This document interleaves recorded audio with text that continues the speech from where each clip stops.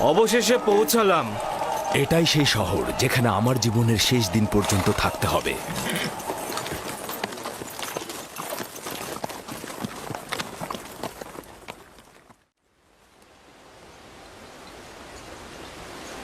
ইয়াকুব নবীর কাফেলা আসছে। সবাই দেখো, ইয়াকুব নবীর কাফেলা আসছে।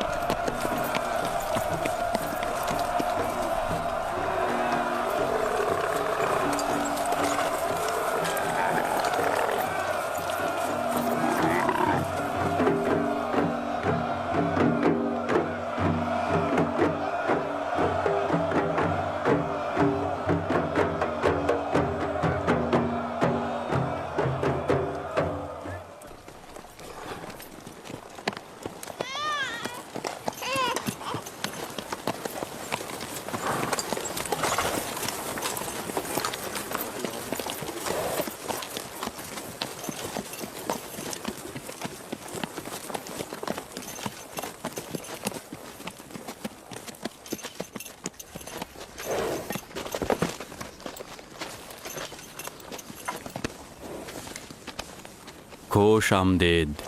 খোদার নবীর আগমন সাদরে গ্রহণ করছি এবং আপনার শোকের সমবেদনা জ্ঞাপন করছি।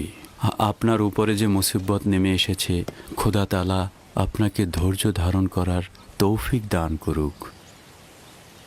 জীবন ও মৃত্যু তো খোদার হাতে, আমরা তার প্রতি অনুগত থাকব।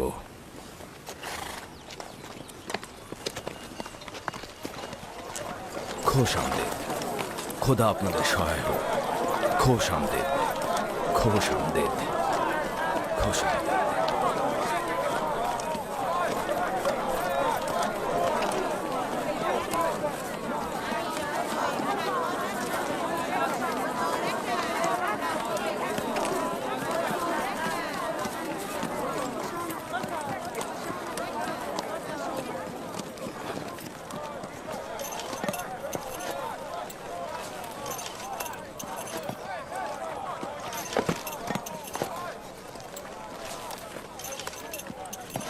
বোন আমার, আমাদের আব্বাজান ইসহাক নবীর কবর কোথায় দেওয়া হয়েছে? তুমি সে জায়গাটা চেনো। আমাদের দাদা জান হজরত ইব্রাহিম ও তার সহধর্মিনী মাকফিনা আর আমাদের আম্মাজানের কবরও ওখানেই দেওয়া হয়েছে। প্রথমে জিয়ারত, পরে তাদের সাথে নতুন করে প্রতিশ্রুতিবদ্ধ হব। লিয়া, সবাইকে বলো আমরা একসঙ্গে সেখানে যাব।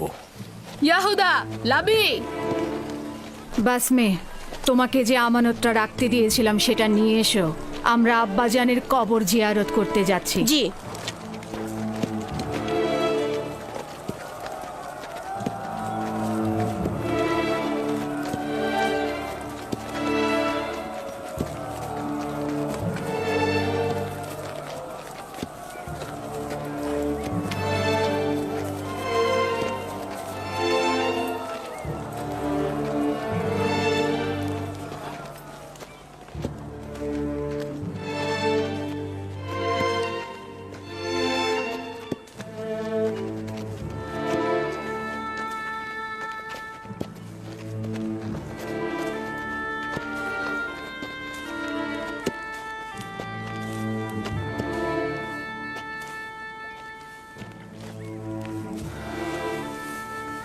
ইব্রাহিম পয়গম্বর, আপনার উপর দরুদ বর্ষিত হোক।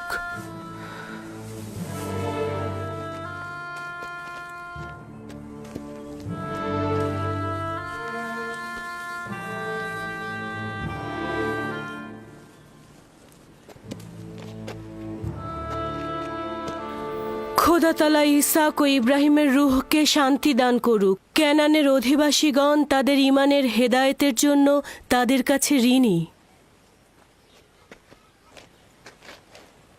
মৃত্যুর সময় আব্বা খুব করে চাইছিল তোমাকে একবার দেখবে। সে তোমাকে তার পরের পয়গম্বর বলেছে।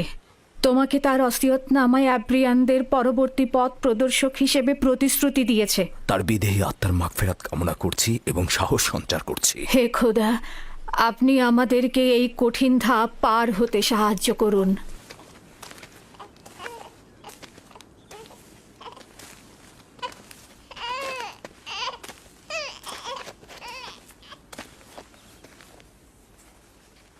এই পোশাকটির মালিক আমাদের শ্রদ্ধেয় দাদাজান হজরত ইব্রাহিম। উত্তরাধিকার সূত্রে আব্বাজান ইসাকের কাছে এসেছিল। এখন তুমি হচ্ছ এর উত্তরাধিকারী। যেহেতু আমি আমার পিতার প্রথম সন্তান ছিলাম, তাই তোমার অনুপস্থিতিতে আমি একে সংরক্ষণ করেছি। এখন আমাকে দেওয়া আমানত তোমার কাছে সমর্পণ করলাম। আমার আব্বাজানের ওসিয়তের ভিত্তিতে তোমার পরে পরবর্তী আম্বিয়ার কাছে পোশাকটি পৌঁছাবে। সম্ভবত এটিকে রেসালাতের জুব্বা বলা যেতে পারে।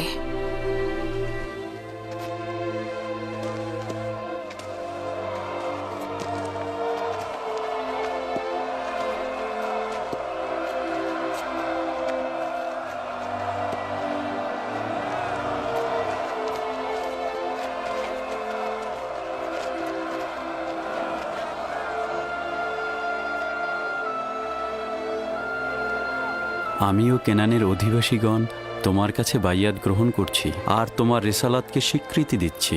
হজরত ইসাকের পর তোমাকেই খোদার নবী বলে স্বীকার করছি। মোবারক হোক, মোবারক হোক। মোবারক হোক।